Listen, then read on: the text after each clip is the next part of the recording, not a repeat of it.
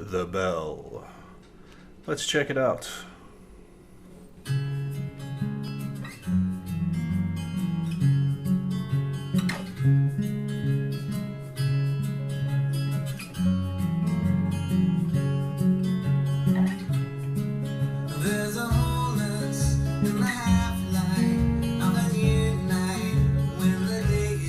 All right, so we've got a nice 3-chord sequence to start the song.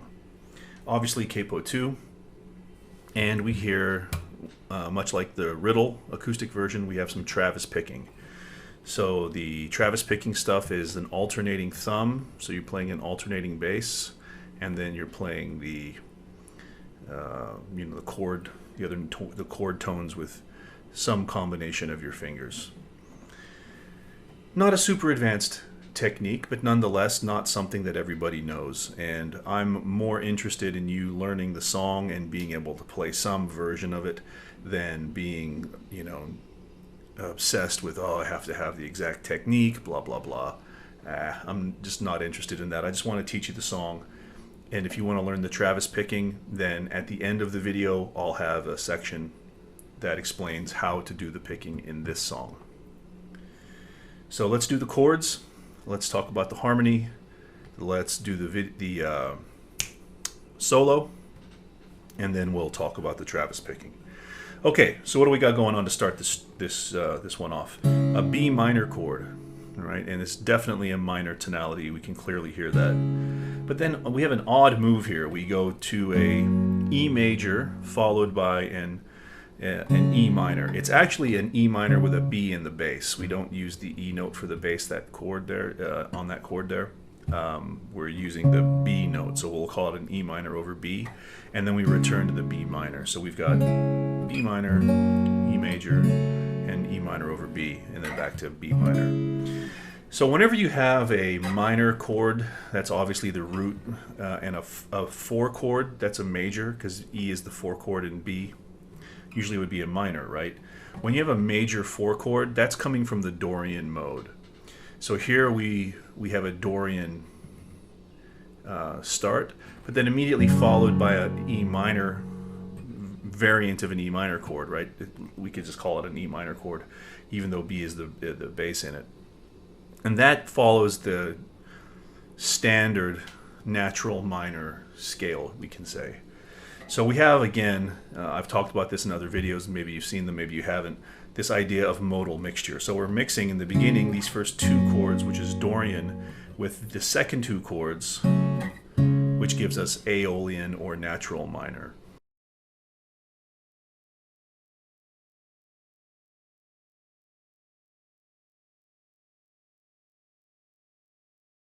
Carry us through the verse itself, and then there's a pre-chorus part that's going to come up here. So let's just keep listening. All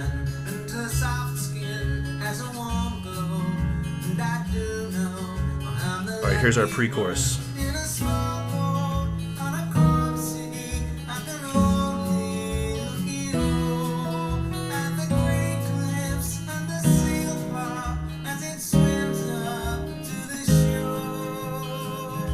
Then here, interestingly, we go back to a verse the first time. So he's really building up to a chorus, and it's really great. Okay, pre-chorus, then we have an 8-chord sequence. We start off with the Nick Special, the G add 2 chord. On the screen for you.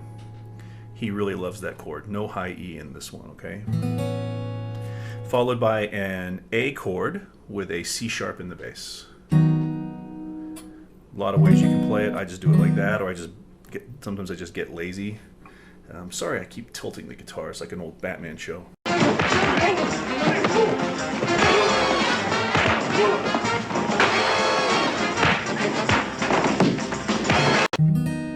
He loves that chord. He likes all those first inversion chords. E minor, nice and easy, and then a D sus2. Not playing either of the top 2 strings here, just those strings there. You can really hear that high E pop in that one. I think that's an overdub. We'll talk about that a little bit later. So G add 2, A with C sharp bass, E minor, D sus2. Second time, we have G add 2, A over C sharp. Then we have a fun, a fun little trick here. We leave the key and we go to a C sharp 7. So this is a major chord. Easiest way to explain this chord is just to make a C chord and add that flat 7 there, B flat. You get that characteristic 7th sound. Just slide that up 1 fret. You've got a C sharp 7 on the screen for you. And then, very simple, F sharp major. That ends our pre-chorus. This chord here is just like this chord here, right? Except we're just playing those 4 middle strings. So if you play it, you've all surely played an F chord like this with your thumb catching the bass. It's just the same thing, just we're not playing that string there. So let's play that one more time. We'll just run through those chords.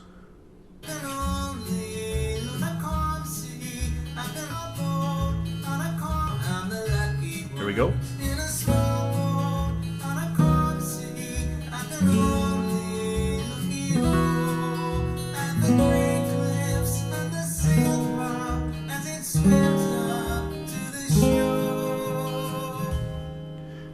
Alright, and then we continue with another verse and another pre-chorus. So let's scoot ahead. Okay, so we're going to play the end of the second pre-chorus. We're at 1 minute 10 seconds. It's a long time to wait for a chorus in a song, but that's cool. So let's just listen to this. All right, here we go.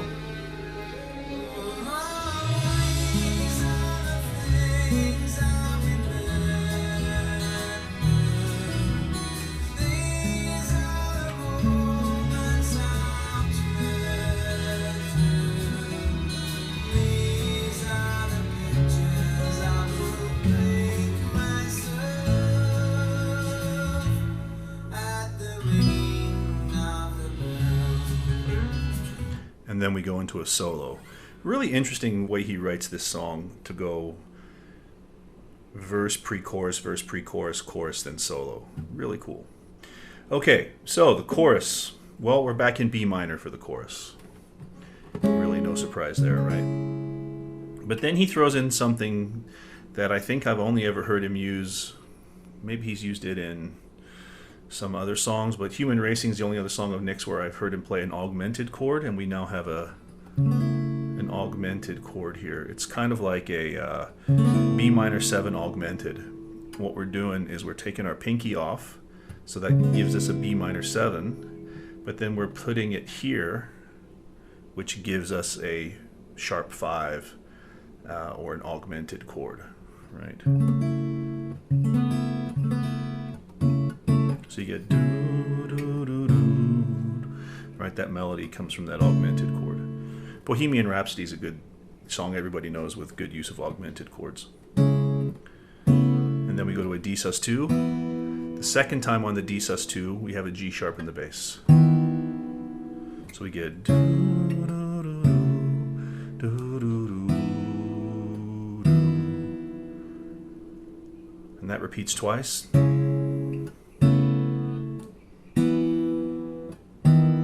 And then the part where he says, these are the moments, that's a G. You could play it as a G add 2, play it as a G.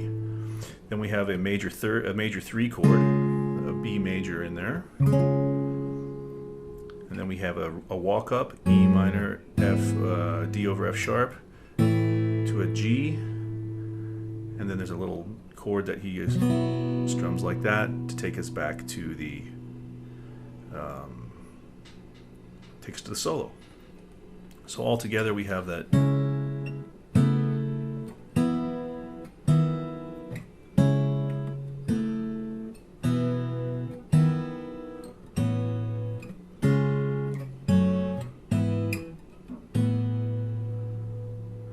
And then at the ringing of the bell, you hear. And that is an A sus4. So it's like an A chord, like an A, but you bring your pinky up to this D, or just play it like that. That's the easiest way to do it. So it's a suspended chord. Neither major nor minor sounds, at least to my ears, suspended chords always have more of a major feel to them. But they're suspended, so they have this sort of unresolved characteristic. A suspended chord often will resolve to its major version, but here it doesn't. So it kind of gives us this feeling of we're just kind of hanging in the air, and then we return back to our original home chord of B minor into a verse. Now the solo is played over a verse. So in that chorus then, we start in B minor with the B minor augmented, B minor 7 augmented, D, and then D with a C sharp bass. I'd call that B minor right there. It sounds more minor than major to me. And then the second half of the chorus, or that last part of the chorus where it's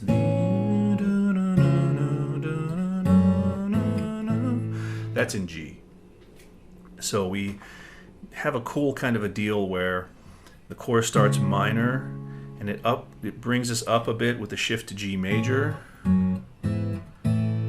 We land on that G, and then he throws in that A sus4, which just kind of leaves us, you know, kind of hanging.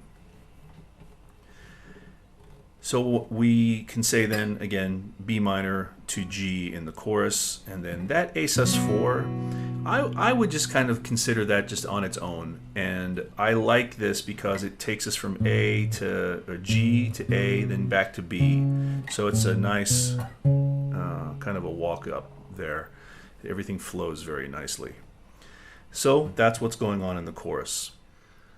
All right, let's check out the solo. I will play through it, and don't want to spend a huge amount of time on this. You know, tab is below.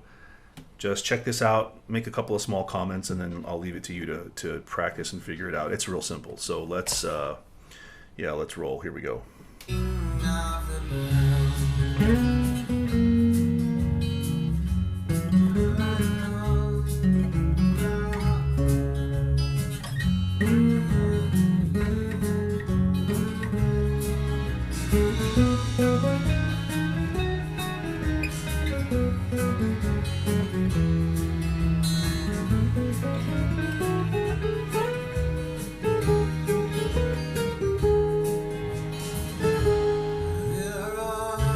Really nice, just so nice.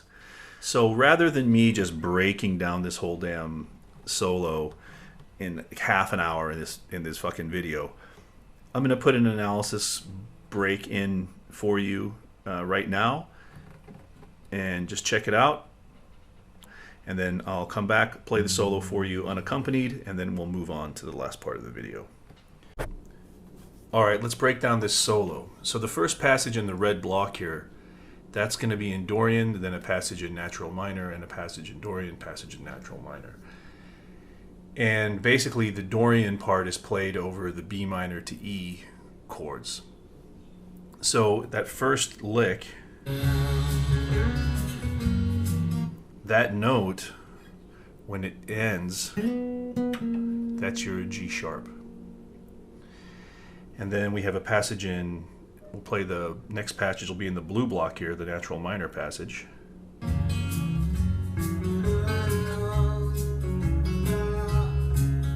So that last note is that 2 on the second fret. The V is just vibrato.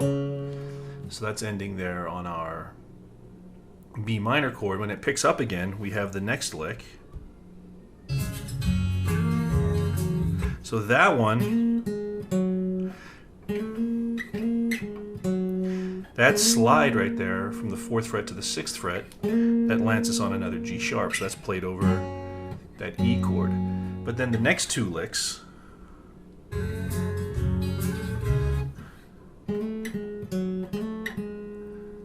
that is just sitting on the minor.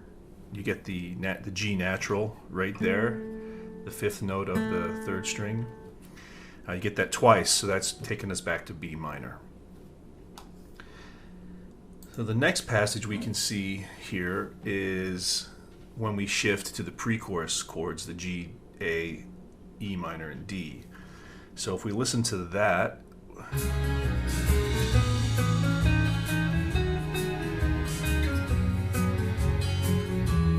so those are straight triplets, kind of triplets, you know, groups of three. It's not like a hammered, like a hammer-on triplet, kind of like that sound. You know, it's a. So groups of three, straight up D major.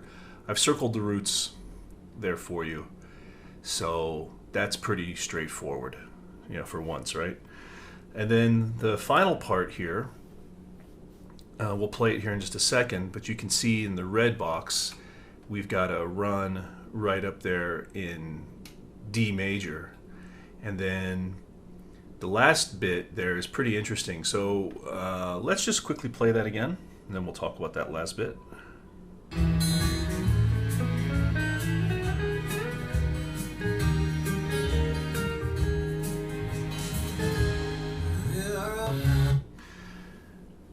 All right, so pretty much sticking to D major for most of it. And then when we get to the C sharp and F sharp chords, we leave the key there, kind of. The C sharp stuff, those three notes are found in the chord of C sharp 7. So, you know, pretty much straight ahead,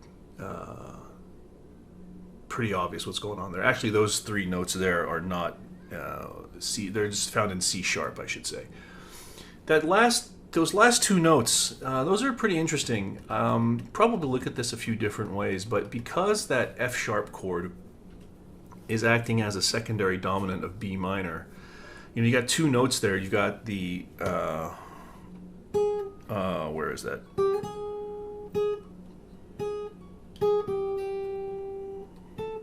Right there. Sorry about that. So we end on this F sharp note, but the note preceding it on the 8th fret, that is a G, so that's not in the scale of F sharp major.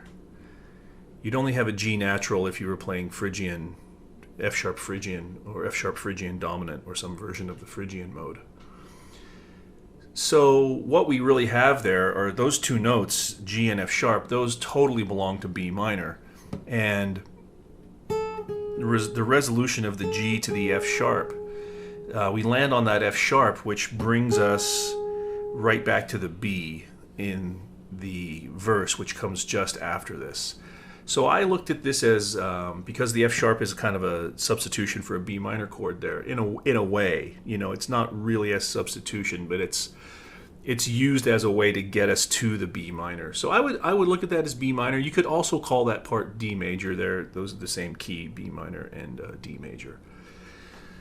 So, you know, to some degree, this is all a big waste of time, but I don't know, maybe it's interesting. All right, cool.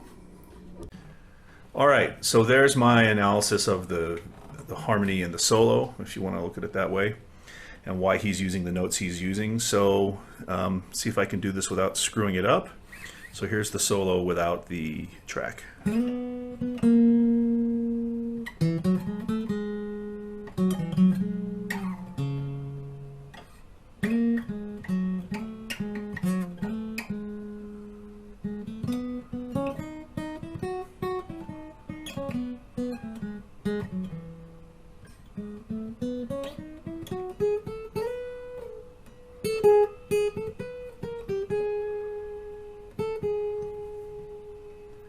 All right, there it is. So out of the solo, we come back into a verse, and on we go. It's nothing changes. Let me turn this down a little bit here.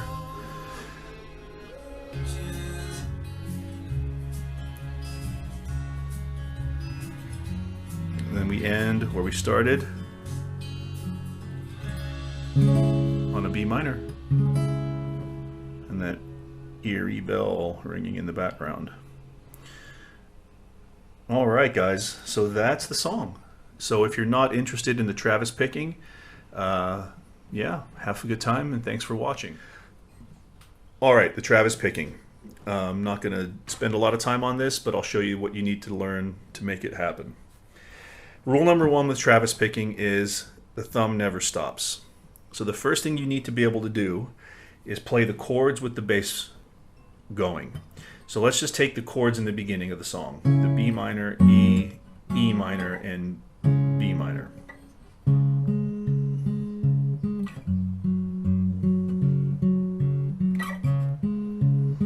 This is what I want you to practice. All of the chords that are root note on the A string, the bass is always the A and D. Chords that have a root on the sixth string, like the E, the G's, the E minors, the D over F sharp, the bass is always E and D. The note is an octave apart. So in the beginning you have, and then the E minor over B, back to the B minor.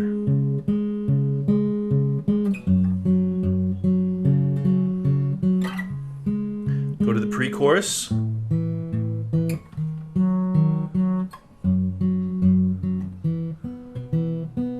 Now there you have a D note. So what do? You play the D bass and the G bass. You see? That whole pre-chorus would go.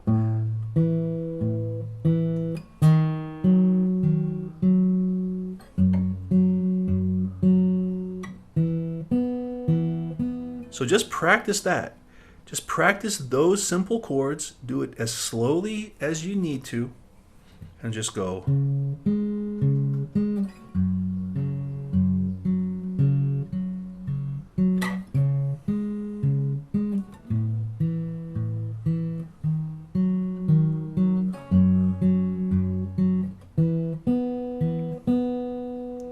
In the chorus.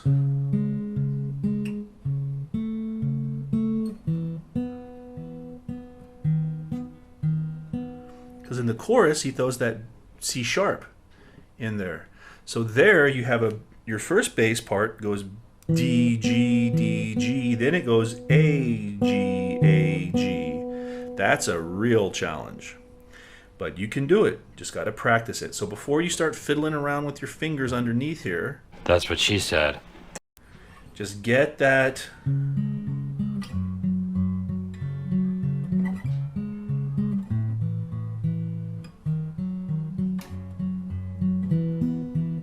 then your chorus.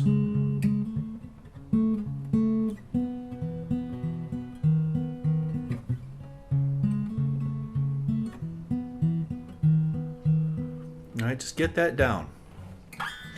So then the question becomes, with Travis picking, what are your other fingers doing? Travis picking doesn't always follow a set pattern. Nick songs do.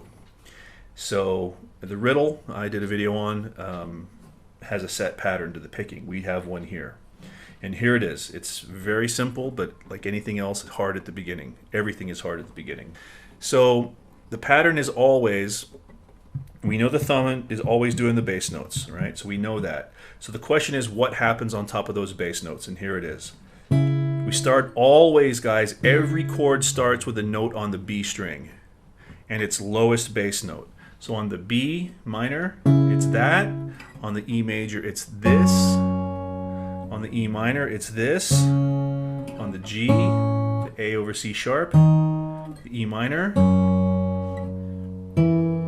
the D sus2, the B minor for the chorus, the D sus2 in the chorus, the D sus2 with the G sharp or C sharp in the chorus, right? Don't pay attention to this hand. It's all here, right? That's why I'm putting this hand in front of the camera. So that's where you always start. It's always, this finger is assigned to the B string. So the first is always that. The second note is always a thumb down on the bass. So the alternating bass, you start with that.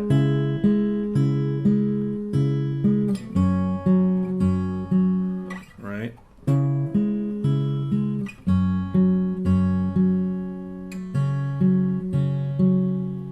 not something you can, or the way you should practice it is just one thumb. Just practice that.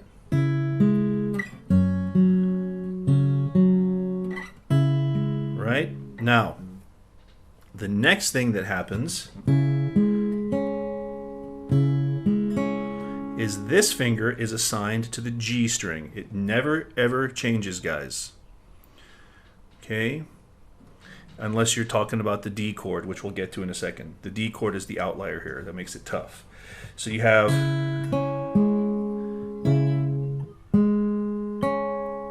so really you're playing those three in sequence, but your ear hears this note. So you really hear.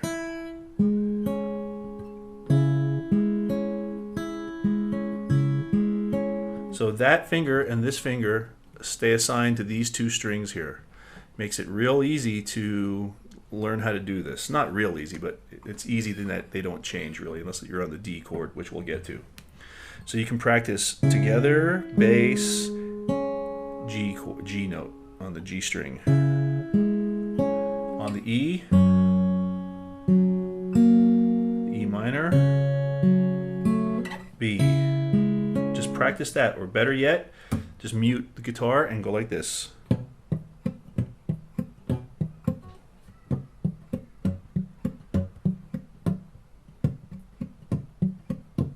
Real easy. So there we are, and then what happens after that? Another bass note.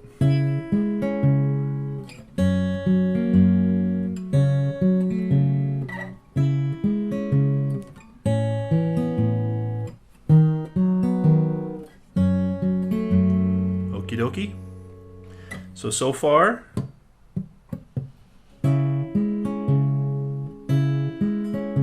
then another note on the B string.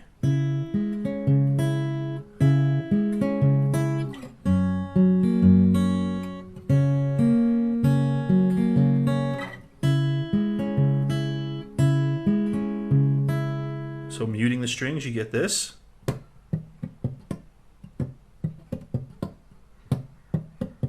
I can't tell you how valuable this exercise is. It's 99% of this is all here in this hand. Right? Now you have one last thing, and that's another bass note coming. Now watch.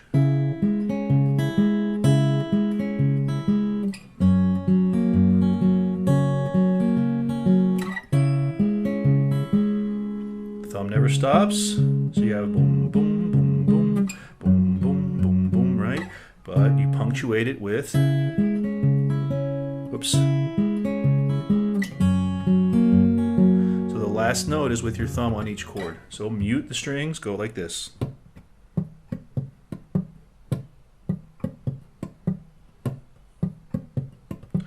If you can do that, do it slow, then do it fast, then start working with the chords. Because what's going to happen is you're going to start focusing your mind here instead of what this hand is doing, and you're going to get really frustrated. Trust me, it's not an easy thing to learn, but once you get it, right? The trick is when you play the riddle, you have one pattern. You play the bell, you have another pattern, right? So learn that.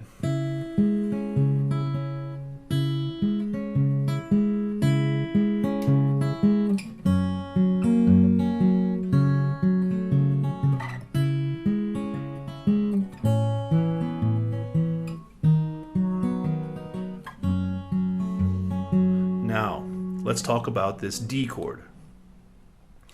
Because here, you're playing the bass on the D and the G strings, which means your fingers are now reassigned to the low or highest two strings here. Okay? You can really hear that note in the song when he plays that D chord. I want you to listen to this because this will throw you off. Now let's just find it real quick. Listen. Right here, listen. One more time.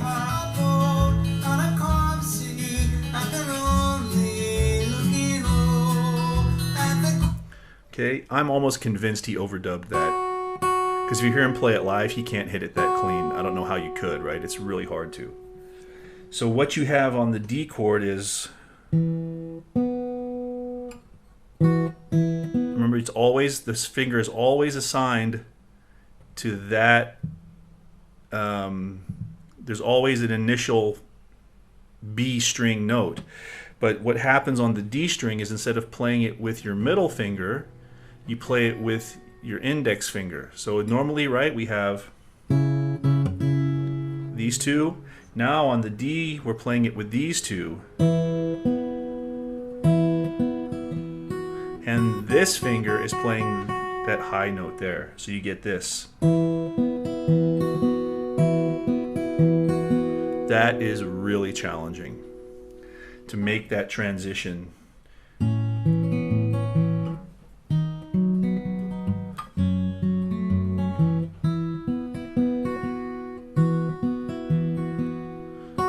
And he's really hammering that open E note, right? So don't expect to play it that loud. It's very, very hard to do. I suspect he overdubbed that. So, or he's just a badass, you know. But live, you can definitely hear that it's not so pronounced. And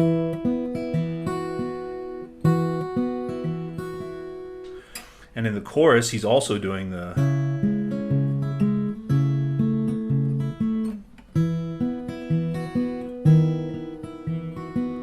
Right? That is not easy, let me tell you, alrighty? But you can do it if you go slowly, play it cleanly. It helps if you have an app on my phone. I use this thing called the Music Speed Changer. And what you can do is you can slow it down. Let's slow it down to, let's say, 60% here, okay? 66%. And let's listen to it.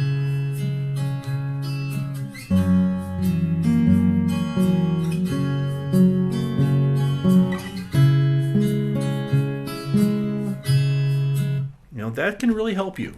There's no shame in doing that, man. That's why people use metronomes. They put it slow and they speed it up. So to summarize then, the pattern is always the B string and the lowest bass note first, followed by another bass note, followed by a G string, followed by a bass note, followed by another B string, followed by a bass note. So...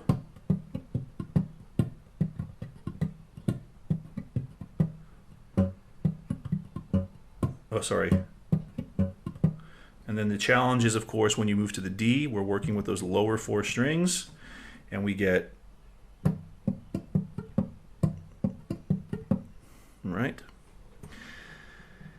So if you don't, you can't be bothered to do that, just play it like, make some... I can't even think of anything, man. I'm so used to doing the Travis picking.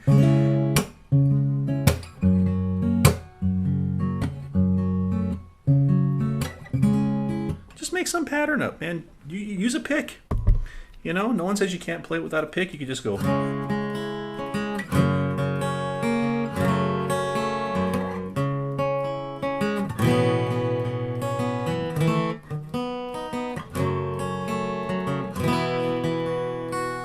Do whatever you want, man. Make it your own.